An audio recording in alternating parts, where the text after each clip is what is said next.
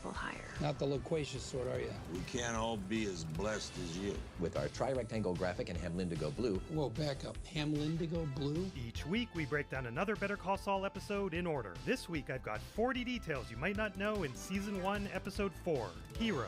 We start back in Cicero in a scene that was added later because this episode ended up too short. This was a common problem in Season 1, as it turns out Bob's frenetic energy made the script pages go by faster than what the writers were used to in Breaking Bad.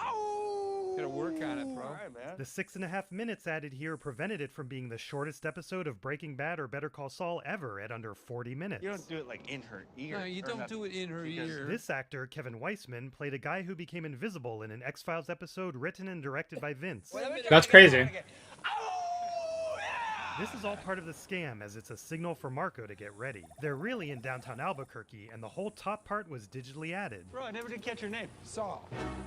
Saul? Saul Good, man. There's the first time we hear that name, and I always felt like this was a bit of a retcon in that he didn't only choose the name to sound Jewish. Check it out. What is that? It's gotta be at least $1,000 in here, man. Is there an ID or? Yeah. Even as a fake ID, claiming to be issued in 91 means this flashback isn't much before last episode's flashback from 92. The name they chose, Henry Gondorf, is the con man from The Sting, and Luther is his partner. Their scam is an homage to this scam from the movie. Holy shit. That's crazy, bro. I never put that. I've actually seen that movie before, and I never put that together. That's nuts. What the fuck? 1970 as his birth year, because that would make him 21 or 22 right now. It is an authentic-looking 90s Illinois driver's license, although supposedly the number should have more digits, and these two digits should be 7 and 0 to match the birth year. But it's reasonable that Jimmy and Marco would get this wrong. Who's this at? I don't know, some fat guy. I'm thinking that one. You all right? Would you answer me? Answer this, ball. That continues a long tradition. Wipe down this! Pull this. Restrain this! Escalate this. Register this. This guy right here is trying to help you. Help yourself to some of this, you butthole. We're not buttholes, all right? So stop saying that. Oh, butthole. They chose Smoke on the Water because they found it easy to change the lyrics like this, but the band Deep Purple also has a song called Hush that begins with wolf howls. So consider these guys Deep Purple fans, along with Rush, Peter Frampton, and the Grateful Dead. Check it out, Smokey. We leveled up today, son. Chicago playing in the background. Hey, man, We got this fat jar of oil here, courtesy of my This scene mans. was hard to edit because Marco And this shit right here, this is the real fucking deal. That's the good Going good. forward, they should have a pitch pipe on set. That's the good good. Right in your stupid heads. Marco's a great actor since he's not really drunk. I'm keeping the money. I got dibs on that watch. What kind is it? I don't know. It's just a watch. Yeah, buddy, that gas guy. I'll just keep the watch. Well, That it's guy like ass. $3,000, man. $580, add that to the 1,000. It's more than half. Later, sucker! Also, many of you corrected me that the bleach bypass effect used on flashbacks refers to skipping the bleach that would otherwise be used. Oops, now we all know. Thanks. It's like a license to print money. I love watching you work. Marco loves and respects Jimmy, but he kind of shuts him down here. It's good for making beer money. That's about all.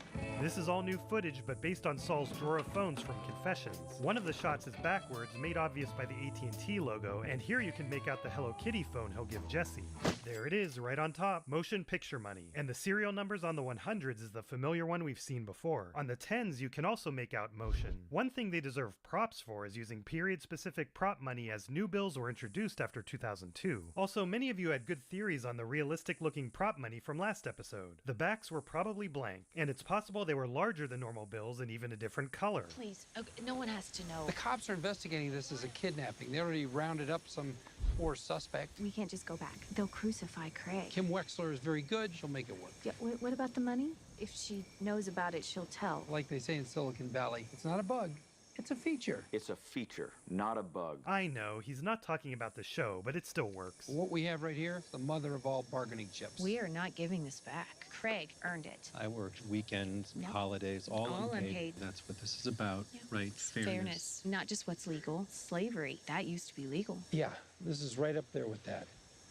There's another good shot. You can't take a bribe. I don't take bribes from strangers. You know, better safe than sorry. That's my motto. Also, is it at all possible that last episode's puzzle purposely was encrypted foreshadowing of this moment? I say no, but that would be incredible. I can't take That's a risk. crazy. You're not our lawyer. Well, not yet. I know that HHM is shiny and I'm like a kitty lemonade stand trying to compete with Walmart. And that one's also a metaphor. You're full of colorful metaphors, aren't you, Saul? Who found you? I don't see Howard Hamlin ruining his $300 Gucci loafers out here. Whereas Jimmy wears a loafer held together with a paperclip. We'll eventually see that. If you're with me, you're my #1 client. Craig constantly doing the opposite from Betsy was not scripted. Why not? You're the kind of lawyer guilty people hire. I'm not adding to the counter since it's the same scene, but that's such a clear shot. There's July 3rd, 2014, even though we're in 2002. That's crazy, bro. How the fuck do you even see that? Kettleman's, but something called it. Yeah. Camping. Can you believe it? Not the loquacious sort, are you? We can't all be as blessed as you. Well, thanks for your help. If you ever need any assistance, I believe I did more than what you asked of me. That would make us square. They decide to go camping right after I run my little offer by you. Somebody warned them. Uh-oh, Nacho's pretty smart. You ratted on me. There will be consequences. The neighbor ID'd you. You were sloppy. Not to mention the blood in your van. You gave them probable cause out the wazoo. He makes good points. Nacho exit. And yes, Howard works well here too. He took the bribe. Elite tier. Hand wax for you today? $950 an hour. $19,000 plus $1,000 for travel expenses. Consulting fees, $1,500. And the Black Explorer? Well, of course we could shampoo your floor mats, but really, deluxe detailing is the best bang for your buck. There's a glimpse of for motion picture use only. The song Battle Hymn of the Republic is significant because it plays in Saul's waiting room in 2 episodes of Breaking Bad. It's almost like the music is telling us this is the beginning of Saul. Upon this rock, I will build my church. That's a Bible reference. Matthew 16:18. Double-breasted or single, sir? Single. R.I.P. Paul Jeffrey. Sea Island cotton with a white club collar and French cuffs. I have the very thing. What is he up to? I'll be right back. Some coffee, David? Okay, we saw this in Breaking Bad with Marie's therapist, but here's the second Dave in Better Call Saul, with the first being the assistant DA in episode 1. So you think, Dave? This shirt reminds people of Gus, but he never wore that tie. It is close to Saul's outfit from some of his commercials, though. He's really It is drawn actually to a those great bright shirt. colors, but now's not the time for that. Strawberry Fields Forever? That's a Beatles reference, and conceived by writer Jennifer Hutchison as a nod to her dad, who's a huge fan. Hopefully the colorful references counter will cover future ones. No, it's way more Sassafras Club. Use your eyes. Strawberry Fields Forever. The writers came up with all these hair color names, 40 total. Maybe Rhapsody in Blonde. You're wrong, you see. Big deal. We'll wash it out in the morning. It's bleach. It doesn't wash out. What? We'll Photoshop the color. Change of plan, ladies. I want to go with simple curling iron job. Ringlets, on top. Like Tony Curtis in Spartacus. Stop talking about it. You've reached the law offices of James M. McGill, Esquire. The Thing is playing downtown on Saturday. Thought you might be up for some Kurt Russell action. They worked in a Kurt Russell reference in part because he's a big Breaking Bad fan. The Thing is also relevant because it takes on the appearance of its victims, which is exactly what Jimmy's doing to Howard. Bye. How goes it? Craig and Betsy really put us in a corner with the police. If it's okay with you, I think I should try to talk them into hiring a PR firm. Mm-hmm. He's so clearly not listening. So okay on the PR firm? Do you have a minute? Take a ride with me. Take a drive with me. Take a drive with me. Okay. A pork chop guy somehow spotted these cars from the future. A 2006 plus Impala, a 2008 plus Caravan, What a fucking 2009 weirdo. Corolla, and a 2008 plus Escape. Yeah. You can just barely see the camera and crew reflected in the car. I mean, that's my suit, right? Am I crazy here? He's not crazy, but it's funny to hear him be petty about it. What the hell is he thinking with this? Originally, the billboard was going to be visible from Howard's office window, but it was too complicated. They put up this billboard for real, which means people in Albuquerque spotted it well before any episode aired. And as you probably guessed, you can call Jimmy at this number. Although the message was updated for a later season, so don't call it if you haven't finished the series. At the time, the message had Jimmy's fake receptionist. Hello. You've reached the law offices of James M. McGill, Esquire, a lawyer you can trust. So people were very confused as to why Saul was going to have a bad Irish accent in this new show. You two are still friends, right? I wouldn't exactly... You talk, though. Not really. This isn't the third degree, Kim. I really don't care. I really don't care. Do we believe him? He's really forcing my hand here. There's the debut of the University of American Samoa sweatshirt, which is a callback to Saul's diploma in Breaking Bad. They made a hoodie version and gave it to the crew as an end-of-season gift. That's very reminiscent of... Come on, have a massage free of charge. Gotta try the foot bath too. Oh yeah. All kidding aside, I found this comment very convincing. It is a noteworthy element to the show, kind of like the Waltas in Breaking Bad.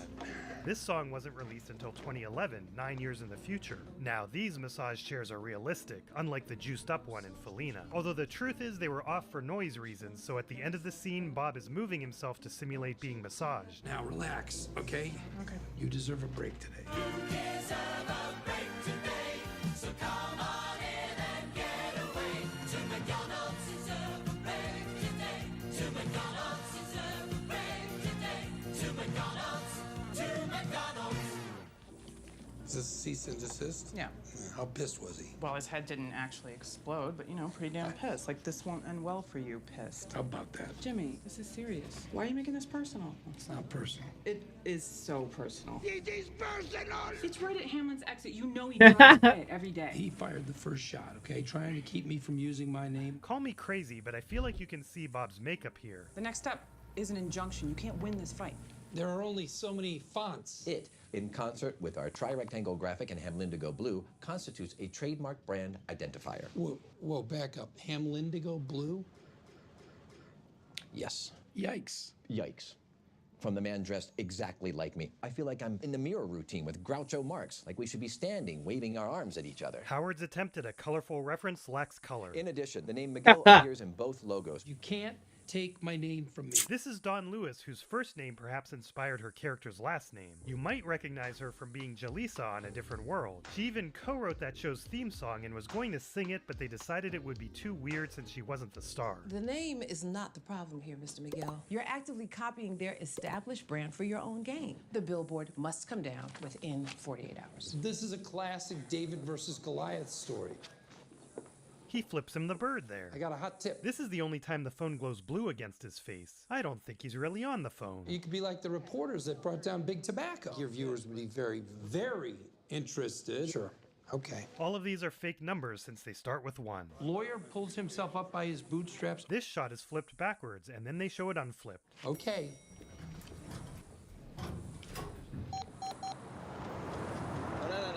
Can't touch the goods. I signed the form, only I can touch the camera. The camera guy's name is Joey Dixon, named after Peter's assistant and the editor of this episode. The actor Josh was on the verge of turning 35 here, so he joins the many actors in this show who are pretending to be much younger. Widen the frame to include the billboard as the story. Is the billboard in? Yes. I like that on the first viewing, Jimmy's obsession with getting the billboard in the shot isn't suspicious. You said 100 for 1 hour, not frickin' 3. You're a real go-getter, you know that? Go get this. Here again, a pork chop guy found a 2010 plus Soul and a 2011 plus Durango.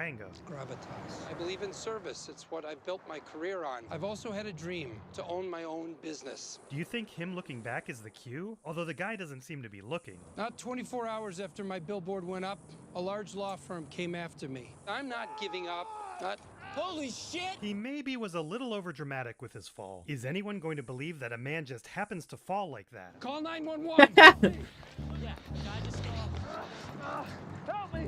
He's only 5 feet off the ground. Yeah, just chilling Gonzo, just trying to get 82 crafting so I can crew out my Bofa. Could the sun really be hitting a tiny spot of shirt like that, or is that a film?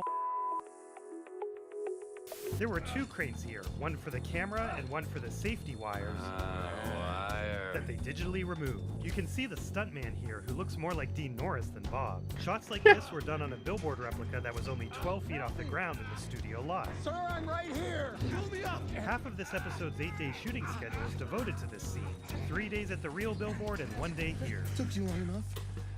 Now let's count this Breaking Bad character who briefly appeared in episode 2 as well. His name is Robert Williams, and in Breaking Bad he was one of the cartel henchmen who showed up at Golden Moth Chemical. Not really a big fan of heights, let me tell you. Can you believe this guy? This whole thing was a publicity stunt. What you been saying, Gonzo? How you been? Actually buy this. People love a hero. I'm there. I'm just a guy. You have 7 new messages. You can see the camera reflected in Jimmy's watch, although only if you boost the exposure. The Patriots don't know Hernandez headline makes sense for 2014, but not 2002. They wrote this entire article, which is how we know Robert Williams' name. His mom, Evelyn, is probably the lady we saw with him who enabled that double Jimmy transition. It's just showmanship, Chuck.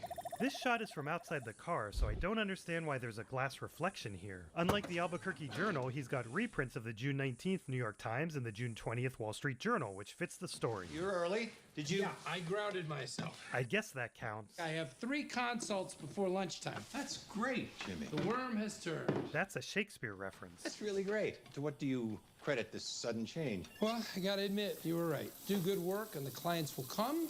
I almost lost Just be faith. grateful. Yeah, fair. I mean, Has turned. yeah. So prosecutors then. Hopefully you get that sorted, my man. Exactly. Hopefully you get that sorted. No one deserves to be going through a hard time like that, you know? I didn't see it outside. It's always out there. I didn't see it. Maybe some kids grabbed it. Chuck is not convinced by Jimmy's double huh. The flashback in this episode and the last episode show why Chuck has trouble trusting Jimmy. Because if there's one thing kids love, it's local print journalism. I don't know what to tell you. You got a ton of reading material there. They pumped smoke into the set for Chuck's house to help with the lighting. As a result, they'd have to take a 10-minute break every hour for health reasons. I don't want to be late. Good luck today. Thanks. Keep it up. Hard work looks good on you.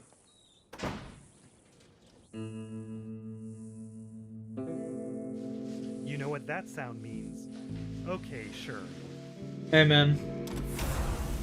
And I get it, bro. Life can be a bitch, you know what I mean? Just gotta keep persevering. Everybody's got the good days and the bad days, you know? I love that transition. Watch them dissect Better Call Saul. Yeah, dude, this guy's channel is actually super good. This guy better watch TV. This guy's channel is super good. Diabolical.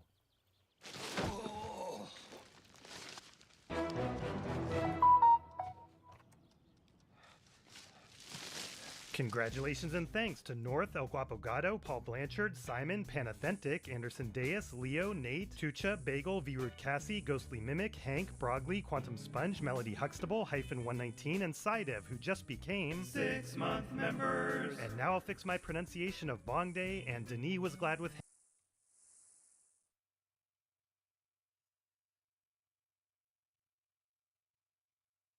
Noobscape.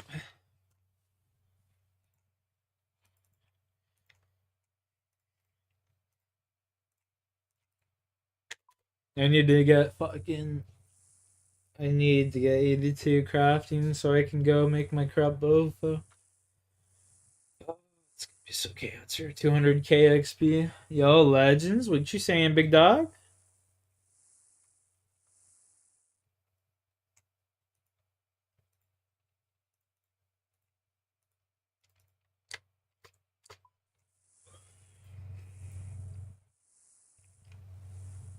Shirtless, bro.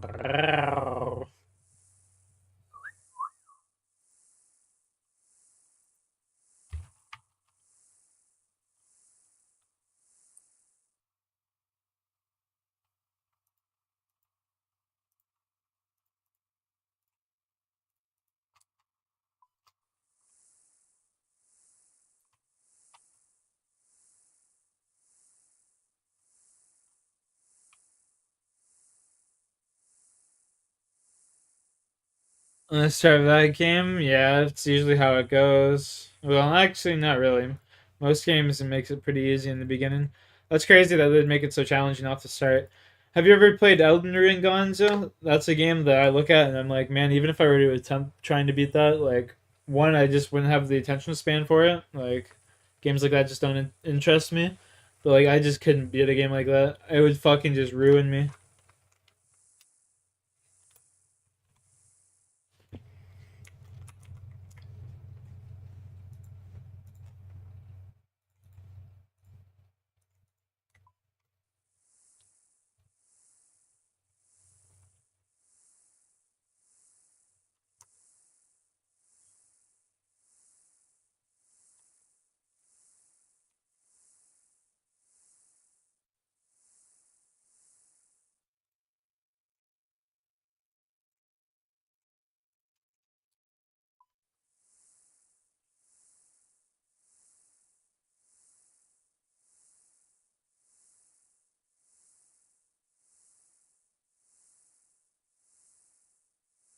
The first two Dark Souls? Yeah, my buddies all love fucking Dark Souls.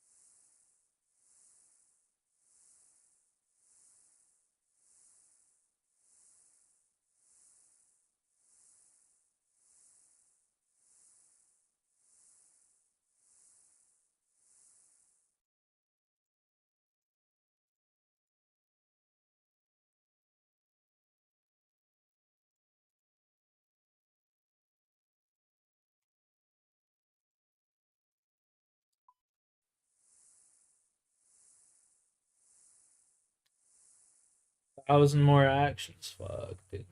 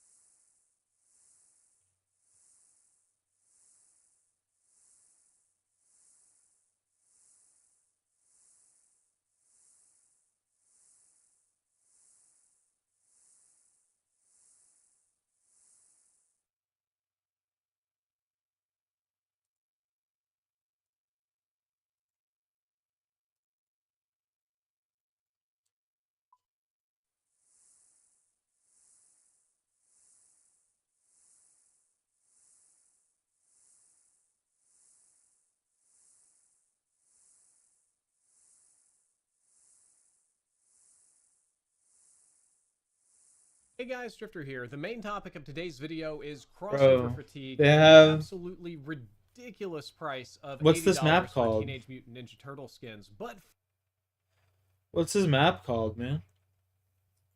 Grind? first, I wanted to take a moment to talk about how Holy I shit. absolutely love That's crazy. the I can't map believe they brought this map. Grind. Grind is Yeah. by far the best map in Black Ops 6. This includes the launch maps, the strike maps, all DLC maps, This the map zombie looks maps, great. everything that they've added into the game. I think Grind might actually be the best. The flow and pace of combat on this map actually makes sense in Black Ops 6. Unlike every other map, and again, the Omni movement actually makes total sense on this map. Go figure, the one map in the game where everything is a ramp plays well because the players are basically already on skateboards with Omni movement. I wanted to be a little bit more negative here, but I just couldn't resist pointing out how absolutely perfect Grind is for Black Ops 6. You're looking at gameplay. Yeah, of my this map very looks first super game good right for the now, game. and just keep an eye on how quickly I fall into the flow and pace of the map and start navigating it and doing fun things. And Bro, I this map's really from Black like Ops 2. How could easily you I not can know dive how to navigate it? It's fucking brain dead.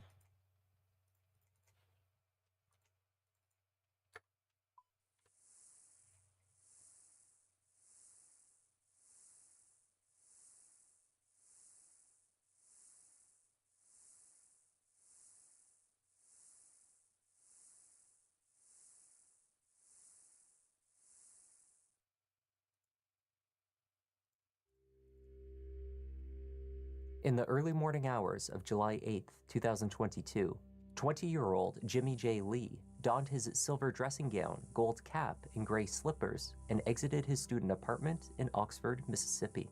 Donnie! He left his beloved Pomeranian, Lexus, at home, though he It's a rarely dude? left without her. Fuck? 2 days later, at an impound lot where it had been towed, detectives searched through Jay Lee's abandoned vehicle. Oh, it was a Inside, chick. they found his bank cards and a keyring. But Jay Lee's iPhone, just like him, was missing. The content of that cell phone would hold the key to his disappearance. His private messages would not stay buried, and they would eventually lead investigators to his alleged killer.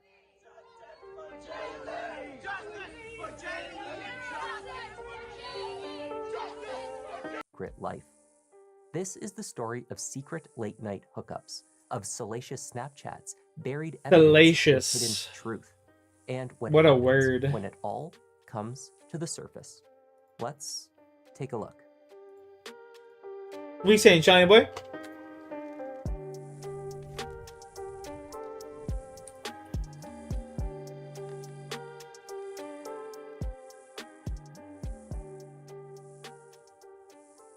University of Mississippi graduate Jay Lee spoke with his mother Stephanie every day, often more than once.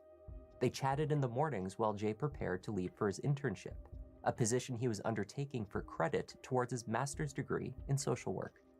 Jay had completed his undergraduate degree early and with honors. Jay was known to be extroverted. The word most often used to describe the young graduate was vibrant. He made friends easily and was always connected. He texted family and friends throughout the day, often checking in with his mother midday and again in the evening. July 8th was Stephanie Lee's birthday. Every year, Jay called and sang his mother happy birthday over the phone.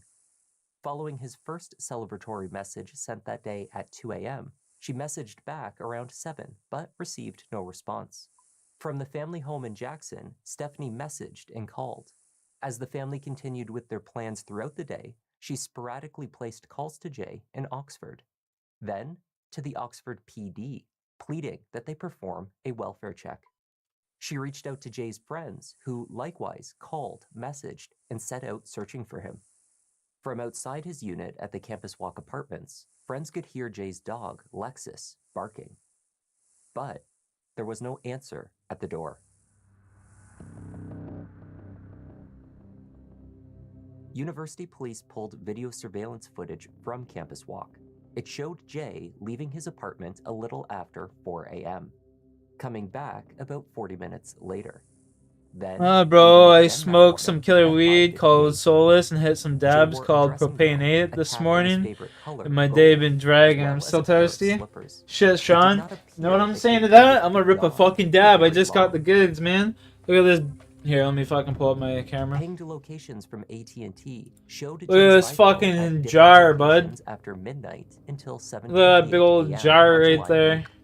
The last Look two at this. locations were near This the is the Stone good Park good. and Residential College. That's the facility. good good right Not there. far That from the shit's apartment crazy. This shit here complex, crazy. though he was This certainly shit here is like not at home. oranges, man. This shit here is like His banking oranges. Shit's transactions showed crazy, no brother. purchases beyond automatic payments had been made on any of his debit or credit cards since the day before, July 7th. Pleas were made by law enforcement as well as the Lee family to the public for any information that may be useful in That locating gooey Jay. brown sauce. Want everyone to know that whether you're black, white, green, polka dot, it doesn't matter who you are, he was there to help. Cheers, if you brother. saw the need. I'm asking that if anyone This is like peanut knows butter. anything or sees anything, This is like peanut butter here. say something. Call, contact the law enforcement. Just tell them what you know. This is my plea that you help find my child. Following Jimmy's video and the UPD press release, investigators received a call from a local towing company called Bandit Towing. The company services Molly Bar Trails, an apartment complex catering to University of Mississippi students. On the afternoon of July 8th, the company had towed a black Ford Fusion that had been left in the lot and was not owned by a resident. The car had distinctive features. It had a gold stripe down the center of the hood, an I Love My Pomeranian bumper sticker, and the license plate J. Lee. There was no doubt as to the owner. Photographs taken by the towing company showed the car parked over the curb and with its front tires pulled far to the left. Investigators speculated that this was indicative of a parking job done in a hurry. Inside the vehicle, they located a key ring as well as Jay's credit and debit cards. Additional keys and other personal items, with the exception of his phone, have been located in his apartment. The car could be traced to the Molly Bar complex via security camera footage. It was captured traveling in that direction on the morning of July 8th, just before 7:30 a.m. At no point is the driver of the vehicle clearly visible. Only Jay Lee's fingerprints were found on the steering wheel. The towing company were not the only ones reaching out to the university and Oxford police. Damn. A good friend of Jay's, 27-year-old X-ray technician Khalid Fears, offered an insightful piece of information to investigators. On a break from his night shift at a local hospital, Khalid had been FaceTiming with Jay as he exited his apartment that morning just before 6 a.m., the last time that anyone was known to have seen or spoken with him. Jay told his friend that he was on his way to meet up with a romantic interest.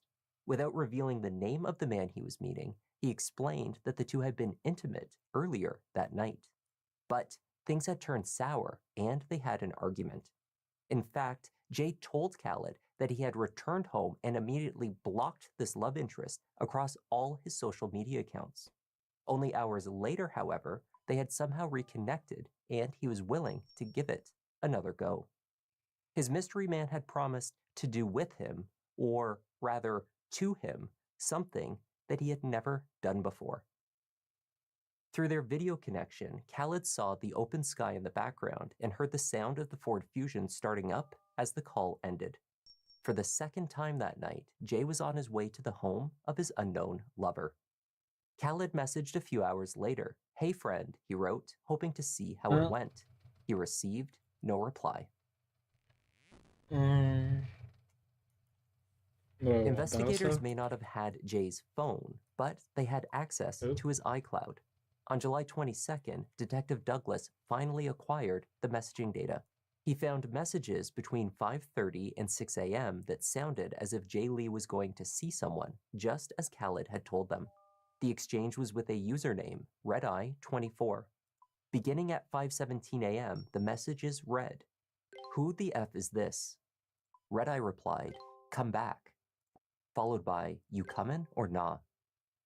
"No," Jay replied at 5:27. "Why not?"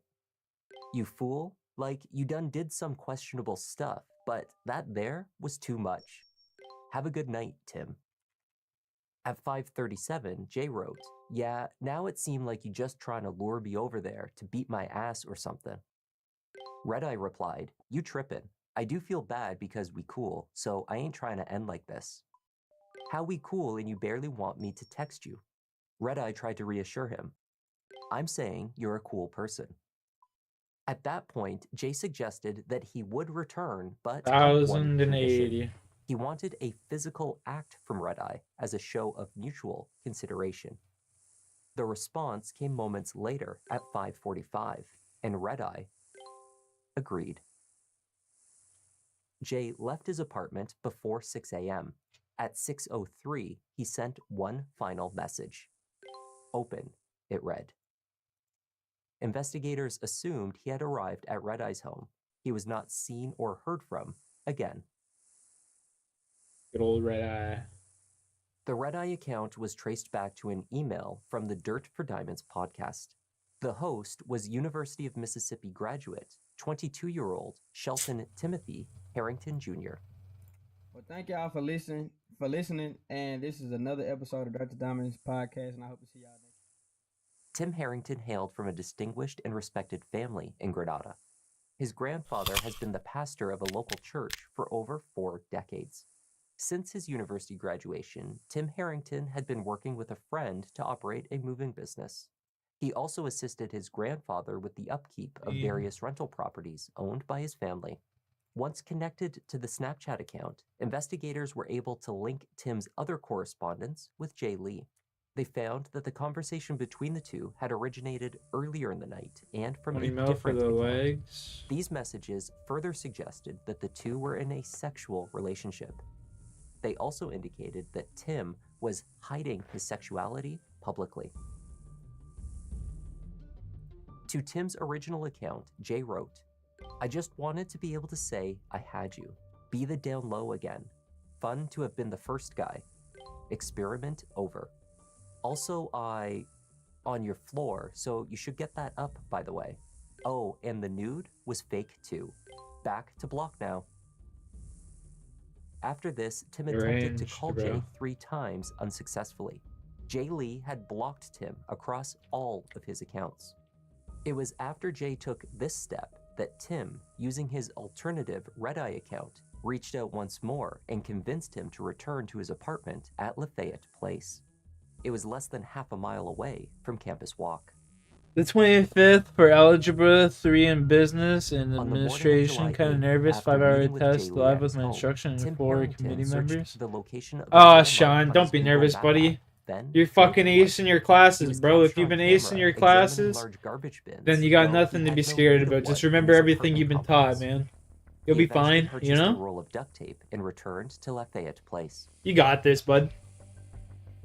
Later on, he was captured driving his white Ford Escape past various locations in Grenada, including RS Cleaners, Wade Incorporated, and Emmanuel Baptist Church. After the Walmart trip, he switched vehicles, having picked up the box truck used for his movie. You got this, dude. His phone data corroborated these movements. By mid-morning, he arrived at his parents' home in Grenada, where video footage showed him wiping his shoes before retrieving a shovel and a wheelbarrow from the house. No worries, man. I got the In utmost earlier faith in footage, you, he was dude. seen Like, you wearing ain't fucking white this and up. I black already know tennis you're shoes, good. but later You got he that switched charisma, you to know what I rubber mean? You boots. got that je ne sais quoi. By the evening, You Tim got what it returned takes, to his bro. parents' home, unloaded the wheelbarrow from the truck, You and ain't no left again. schmuck. Investigators first spoke with Tim at his home, inquiring about the nature of his relationship with Jay Lee. He described Jay as an acquaintance, but denied having a close relationship or any recent contact. He also offered a rundown of his movements for July 8th, noting that he picked up the box truck later that day in preparation for a house move. His business partner, however, contradicted this assertion, telling law enforcement that no moves had been scheduled for that day. During this initial interview, Tim also omitted potentially critical details, namely that he had been in the vicinity of the Molly Bar apartment complex that morning. Footage obtained from the entrance of the complex showed Jay Lee's car entering at 7:25 a.m. The car had been tracked driving from the area of Lafayette Place, though not directly from the building. 9 minutes after the car pulled into Molly Bar at 7:34, a figure in black shorts and a gray hoodie was captured jogging from the parking lot. Investigators believed this individual was Tim Harrington. During a second interview held at the police station, Tim amended his timeline and his story. He admitted to having a sexual relationship with Jay Lee and that they had been together on the night of July 8th. He also stated that he had been for a jog near the Molly Bar complex, where Jay's car was left, around 7:30 a.m. the following morning. Indeed, there was no denying his presence in the area. As he jogged from the direction of Molly Bar, he encountered a friend at the Rockets gas station. Keziah Carter offered Tim, who was dressed in his black shorts and gray hoodie, a ride back to Lafayette Place.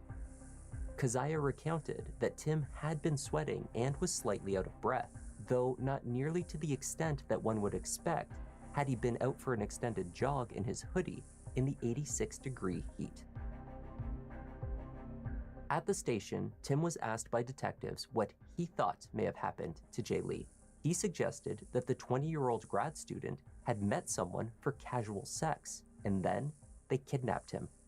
Detectives immediately interpreted this statement as unintentionally insightful and incriminating.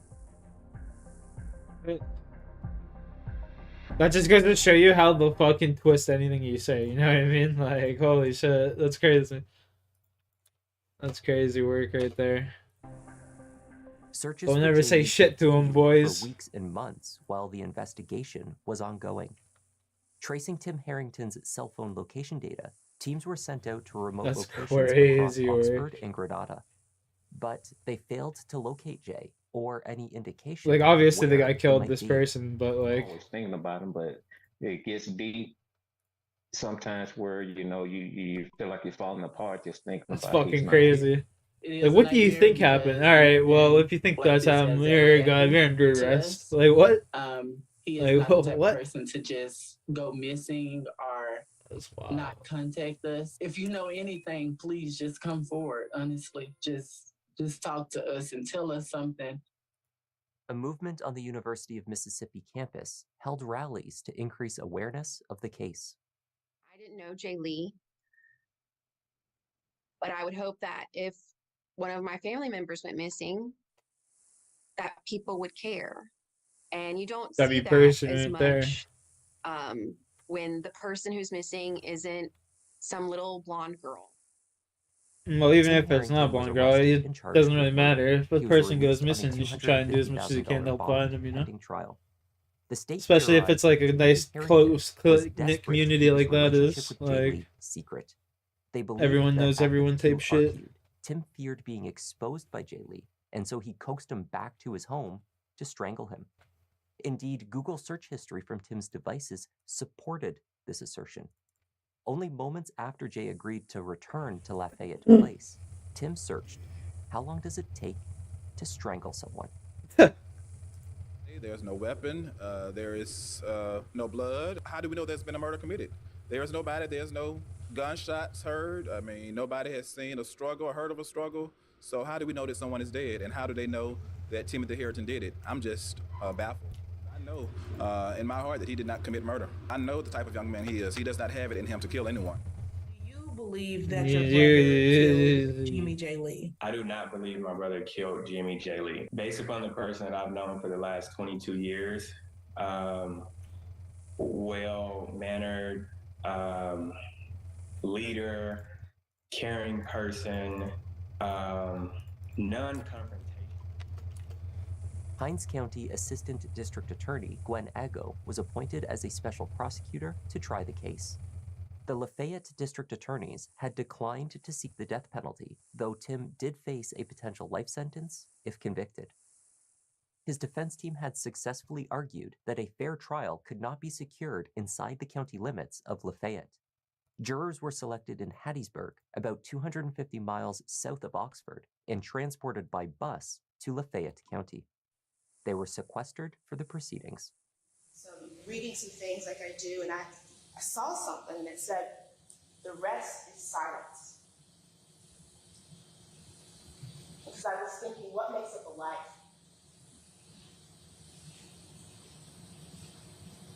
Jay's death is in silence. No more financial transactions. No more social media posts. No more contacts with his mother, not checking up on her, not on her birthday. No more contact with his dogs. No more anything. The plans for grad school. I mean, to be fair though, they just have a bunch of circumstantial evidence. They don't really have.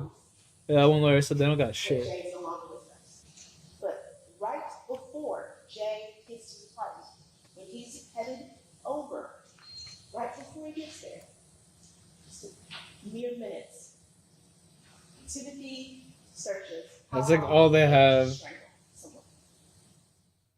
The biggest gap in the prosecution's case was Yo, the lack Hayden, of what's physical big? What's going on, evidence. big dog? Not only had they never located Jay Lee, but they had failed to define a crime scene. Searches of Jay Lee's fusion, of Tim's escape, and of the box van were not performed until over 2 weeks after Jay went missing.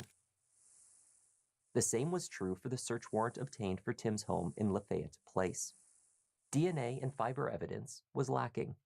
Over 70 search warrants had provided the state's case with very little. Cadaver dogs had indicated inside the apartment. Investigators found a Walmart bag with latex gloves inside. They found a single acrylic fingernail. They found a gray hoodie. At Tim's parents' house in Grenada, they found a pair of black shorts and a white t-shirt, similar to those worn on the surveillance video. It was not exactly a smoking gun. I haven't got shit really. 7 warrants is crazy. Not too much, man. Just grinding some RuneScape, watching some videos, you know, just chilling. Kind of tired today, man. I don't know what the fuck it is, but something about today. Just a little tired, you know. You know? First of all, that a death occurred in Lafayette County if it did occur. Second of all, any trace evidence in his apartment, 0. I'm not saying speculatively, it is their proof that a crime was ever committed inside our client's apartment, or in the parking lot, or in his car, or in Jamie's car. Nowhere. Defense attorney Kevin Horan put Jay Lee's personal life on trial. Following claims that he was not passing judgment, the attorney proceeded to imply that Jay Lee's romantic rendezvous provided an opening for reasonable doubt of his client's guilt.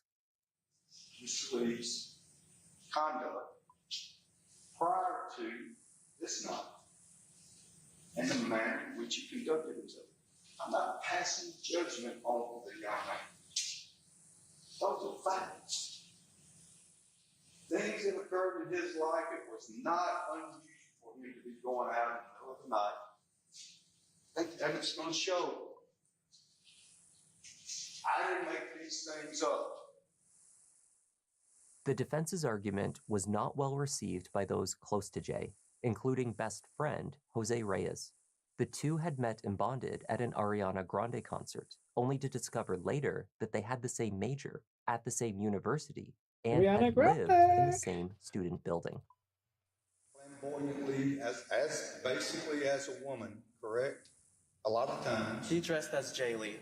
Okay, it's Jay Lee. But I understand, but if someone, he just dressed up, if you just looked at him, he appeared to be dressed up as a woman on a lot of occasions, or at least in a feminine manner. Is that a fair statement? He dressed very fashionably. Okay, all right. So, I'm not gonna lie, first time I looked at him, I thought it was a chick. statement that he, quote unquote, liked to hook up with people that were on the down low.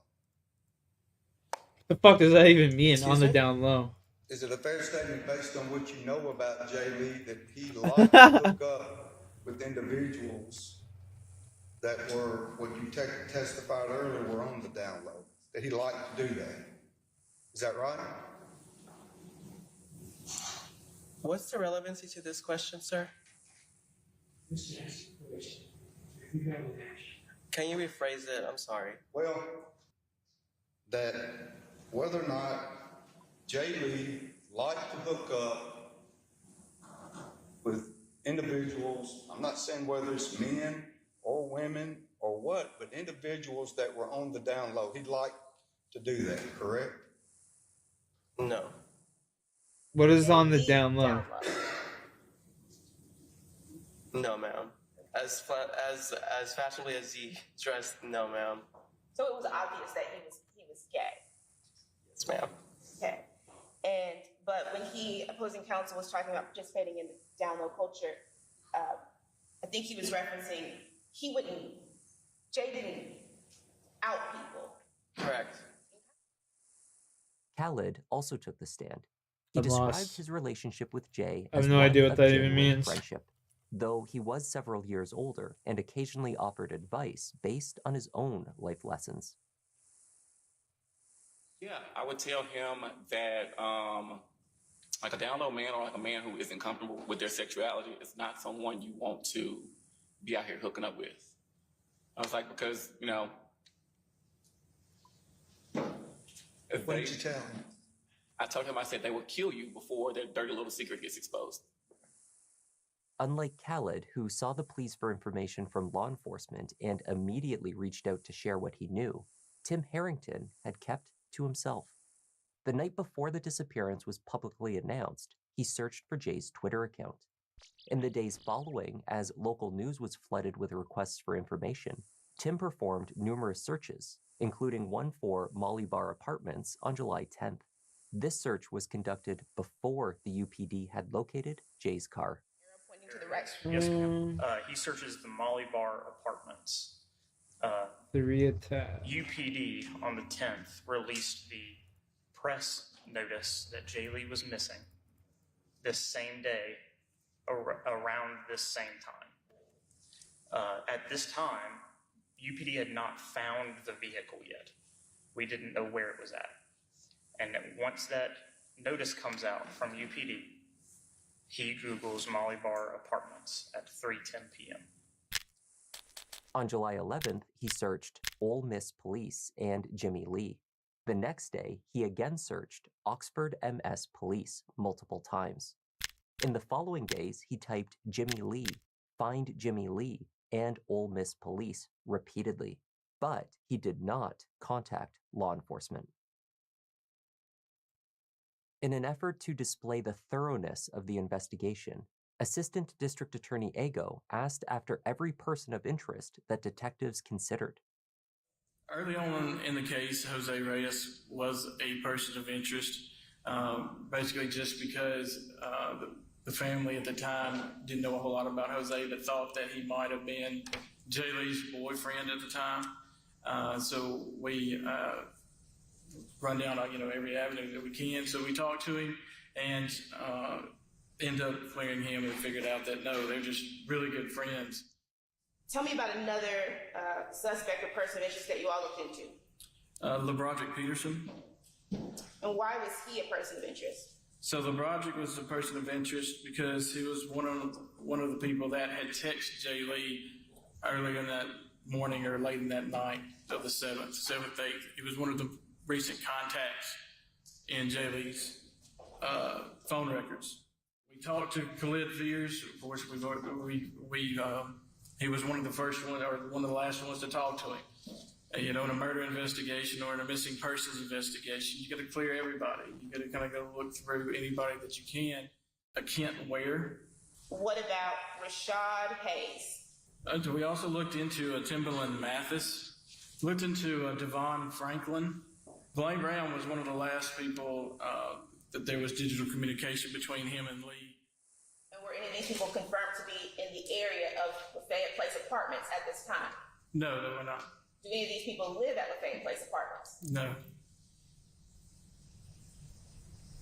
And the conversation that you all were looking into, the one between Red Eye and Jay Lee, were any of these people behind that account? No, they were not. Who was behind that account? Timothy Harrington. Many of these persons of interest were eliminated from consideration based, in part, on their cell phone location data. Location data, however, also showed Tim, or at least his phone, at his apartment, not driving Jay Lee's vehicle. The defense closed its case by arguing that Jay Lee could have driven the car to the Molly Bar student complex Bro, Song of himself. Elves, what a cancerous quest. Prosecutor Ben Creekmore argued that Tim Harrington killed Jay Lee and then hid his body as a way to also conceal his own secret, to protect his lie. How does the state establish beyond a reasonable doubt that Jay Lee was not alive with T.B. Harrington when the car arrived at Molly Bar Church? No one's testified that they identified Mr. Harrington driving the car. Think about the fact that fingerprints that were found in his car were Jay Lee's fingerprints. Think about the fact that Mr. Harrington's prints were not found on the driver's side of the car. How did the state establish beyond a reasonable doubt that Jay Lee was not alive when Timmy Harrington left for Walmart and returned? 5:58, Jay Lee leaving the apartment. In that picture, Look at our you can see iTunes. key Oh, to this yeah. car. You can see the phone where he was talking to Khalid Fears. And you can see Jay Lee in his robe and sleeves. The last person to ever have custody and control of those keys is Tim Harrington. The last person to have custody and control of that phone is Tim Harrington. You know that, tracking that car, Molly Bar Trail spot where that phone goes to. You know that key was there because you had to have the key to drive the car. The last person to ever have his hands on Jay Lee is Tim Harrington. And you know what? Because of Tim Harrington's actions, nobody was able to find the key. After the first 5 hours of deliberations, the jury sent a note to Judge Kelly Luther, stating that they would be unable to reach a verdict. The judge urged them to continue, which they did. Once more, they sent a note inquiring what to do if they could not agree. Eventually, they were called back into court, stating that a unanimous verdict was impossible. Further deliberations resolve this. Jury, that other jurors have that same opinion? Yes. All right. I thank you for your effort.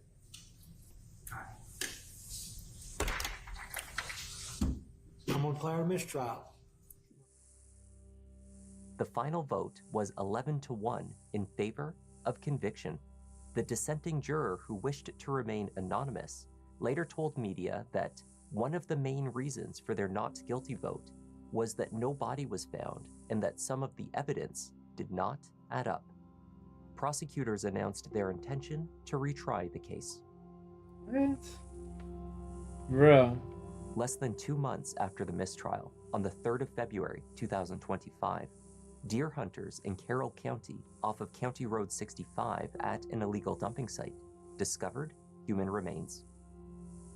2 days later, they were confirmed to be those of Jimmy J. Lee. Carroll County is located an hour and a half southwest of Oxford. Few additional details have been released regarding the potential evidence connecting Jay's remains to Tim Harrington. A cause of death, if determined, has not been made public. Lafayette County prosecutors, however, have re-indicted Timothy Harrington for capital murder, with an additional charge.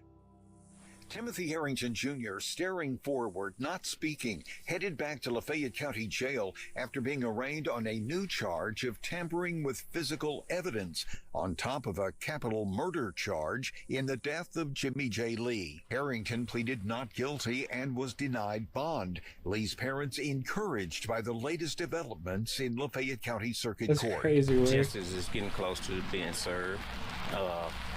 It's an ongoing process. We know it doesn't happen overnight, but we're forever with faith. Timothy has reportedly let go of Kevin Horan as his defense attorney and has been assigned a public defender. As of the publication of this video, a new trial date That guy's fucked now. has not been announced. The decision to pursue the death penalty in this second trial is under consideration. Yo, that guy's fucked now, bro.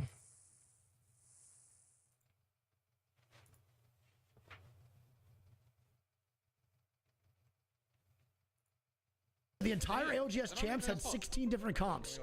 Yesterday's 6-game scrim block had 69 different comps. We get some claps in the chat. That's so cool. That's sick.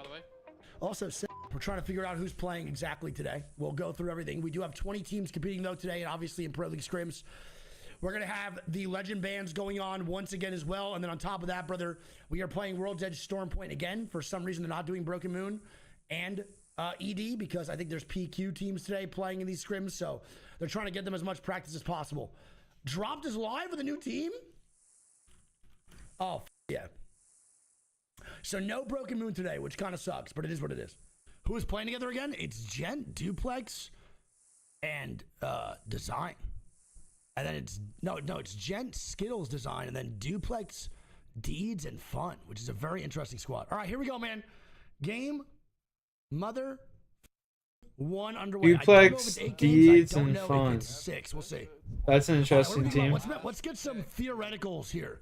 Vibe-wise is just going to be a shit show.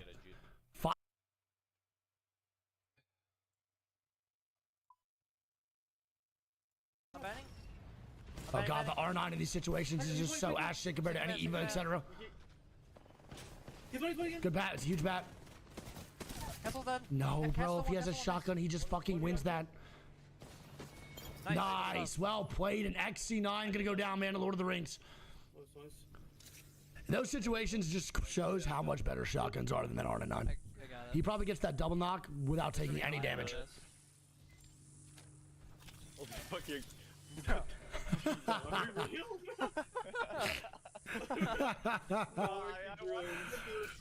was a good ass win just to do that shit. No, I see it. It's bugged.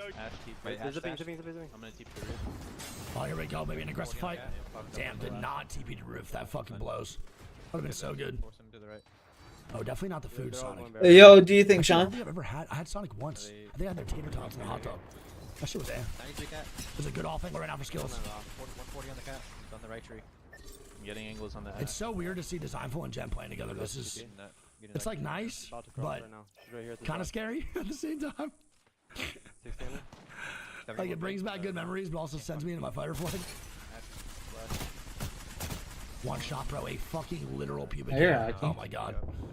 Well, it freed up our rotation. I'm gonna try and scout ahead and see if Going straight to La La Land. we can chow upstairs together. On the door here. We can just pull up on the car. What the fuck are these guys? 2-piece, 27 months to the go, bro. Figo leads the 4. The fuck is this guy? No, 10 seconds. No, we don't know, Fiery. The Bam Slam Clan comes out.